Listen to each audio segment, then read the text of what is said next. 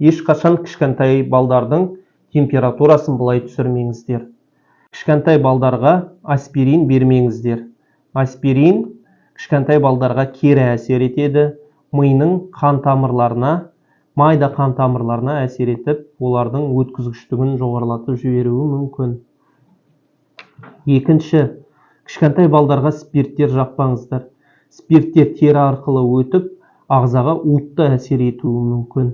Үшінші жағдай, кейбір ата-аналар баланың температура жоғары кездерінде салқын душқа түсіріп жатады. Ол да болмайды. Енді қалай түсіру керек, сол жайлы айтам. Мен терапевт, врач Наурыз Садвакасович боламын. Қазақша медицинаны қолдап кетіңіздер, лайк басыңыздар және маған тіркеліп кетуді ұмытпаңыздар. Ал қалай түсіру керек? Температура жалпы ағзаның иммундық жауабы.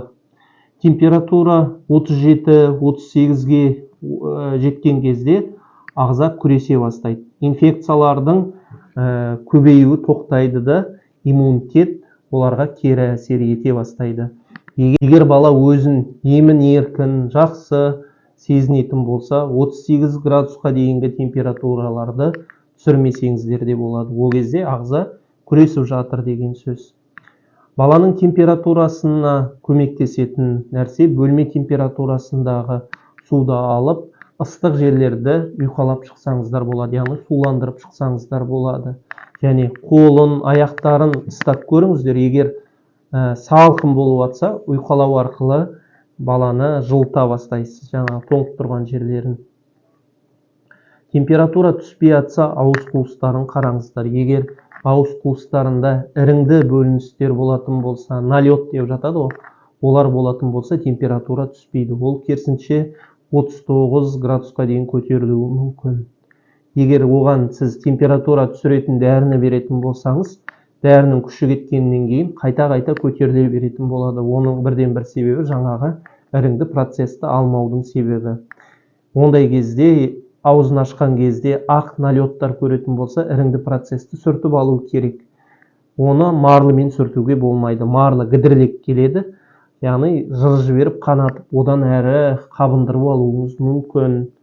Сол үшін қызыл майға кішкене 1-2 тамшы люголь араластырып, ухачистка сияқты соның сәл ұзындау түрлері болады, аптекалардан сұрасаңыз болады, ватный палочка деп аталады. Сонымен жаңағы ақ налеттарды алып тастасаңыз, баланың температурасы қалпына келеді.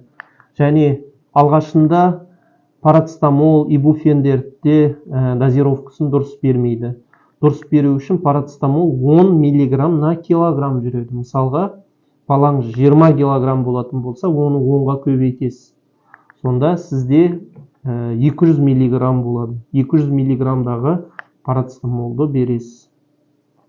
Алғашында парацетамол беріңіз және температура дұрыс түсіру үшін ибуфенмен чередовать етсеңіздер болады.